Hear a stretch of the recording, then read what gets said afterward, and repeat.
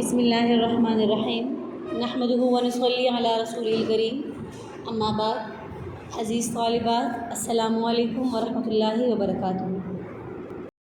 آسان اصول فقہ کے درس میں شرائط قیاس ہم پڑھ رہے تھے، تو آج ہم مسالک علت پڑھیں گے۔ اس میں تو دیکھیے کتابوں کی طرف، کسی منصوص حکم کی علت جن ذریعوں سے جانی جاتی ہے ان کو مسالک علت کہتے ہیں۔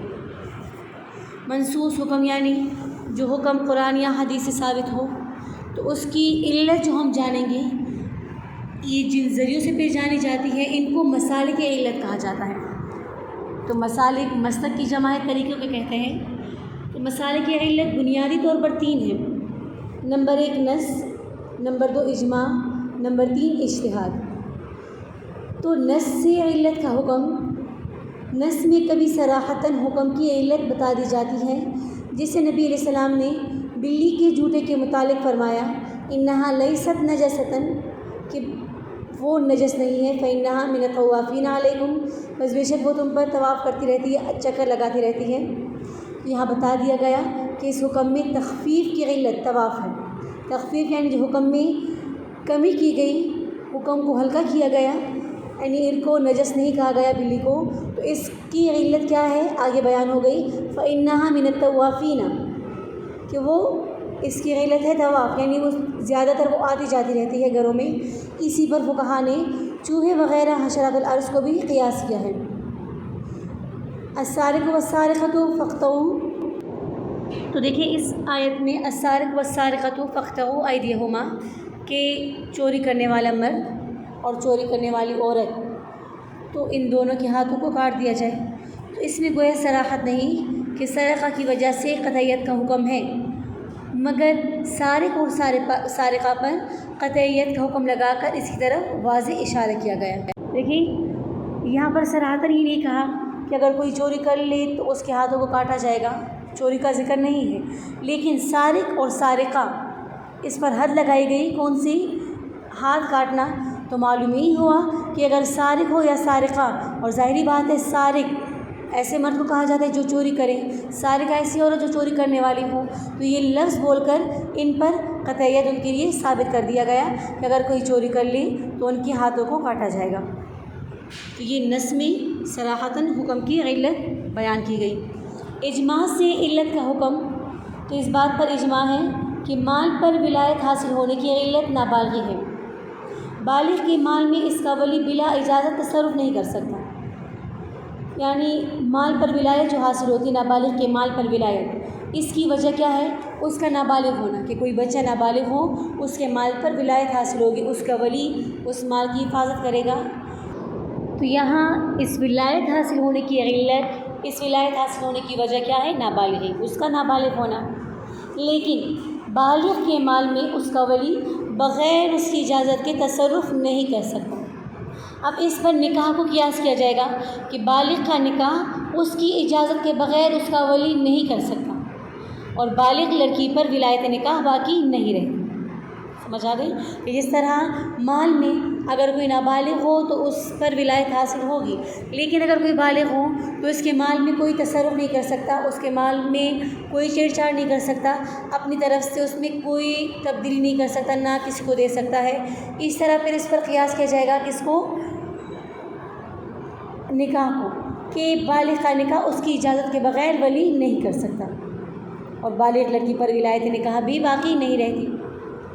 پھر ہے اجتہاد کے ذریعے علت کا حکم۔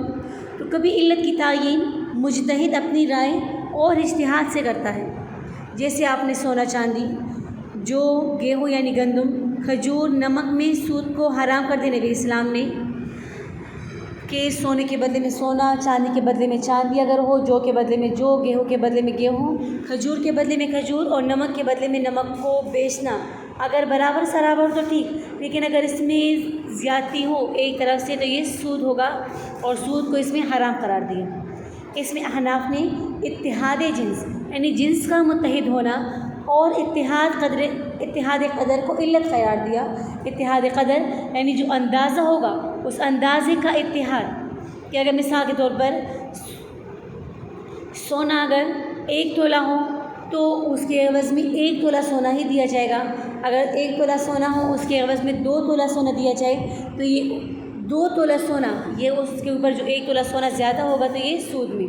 تو اتحاد قدر کو علت قرار دیا کہ اگر 1 تولہ سونا ہو تو اس کے ساتھ عوض میں 1 تولہ ہی ہونا ضروری ہے۔ اس طرح اگر 1 کلو گندم تو اس کے عوض میں 1 کلو گندم، تو یہ اب ہے اتحاد قدر۔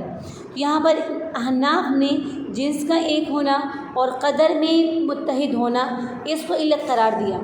بعض نے ثمنیت کو اور تعمیت کو، یعنی بعض نے اس میں پیسوں کو اور کھانے کو علت قرار دیا، بعض نے احتیاط اور ادخار کو، یعنی خوراک کو اور ذخیرہ بنانے کو، یعنی جس کو ذخیرہ بنا سکتے ہو اس کو علت قرار دیا، اور جن اموال میں یہ علت جمع ہو ان میں سود کو حرام کیا۔ تو یہاں فقہا نے اپنے اجتہاد سے علت متعین کی۔ تو یہ تھا مسالے کی علت، اس میں تینوں بنیادی جو علت تھی وہ پڑھ لیے، نص، اجماع اور اتحاد، کہ نص کے ذریعے علت کس طرح ثابت ہوگا، اجماع کے ذریعے اور اجتہاد کے ذریعے۔ شرائط قیاس مکمل ہو گئی۔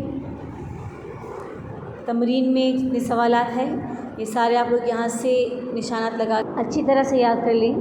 دیکھ لیں تمرین میں پہلا سوال، قیاس کے لیے کل کتنی شرطیں؟ تو قیاس کے لیے شرائط ہم پڑھ چکے کہ 8 بنیادی شرطیں ہیں۔ 3 کا تعلق اثر سے، 2 کا تعلق فرع سے اور 3 کا تعلق علت سے ہے۔ پھر دوسرا سوال ہے کہ غلط کو صحیح کرو۔ مقیس علیہ سے متعلق 5، علت سے متعلق 3 اور مقیس سے متعلق 2 شرطیں ہیں۔ تو ان میں سے آپ لوگ خود ہی پھر دیکھ لیں کہ جو غلط ہے وہ صحیح کر لیں۔ اور پھر تیسرا سوال، مقیس علیہ سے متعلق کیا کیا شرطیں؟ مقیس علیہ سے متعلق جو شرائط ہوگی، مقیس علیہ سے مراد اصل، اثر سے متعلق جو شرائط ہیں وہ یاد کر لیں اس میں۔ پھر کون سے احکام تعبدی ہے کہ ان پر کسی کو قیاس نہیں کیا جا سکتا؟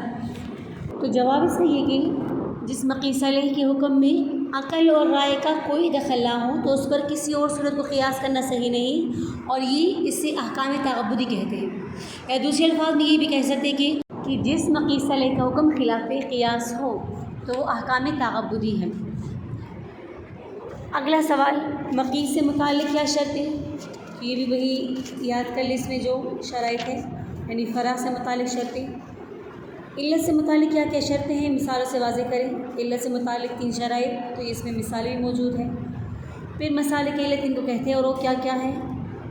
مسالے کی علت کی تعریف اور یہ 3 جو بنیادی طور پر ہے، نص، اجماع، اجتہاد۔ پھر اجماع سے حاصل علت حاصل کرنے کی مثال بتائیں۔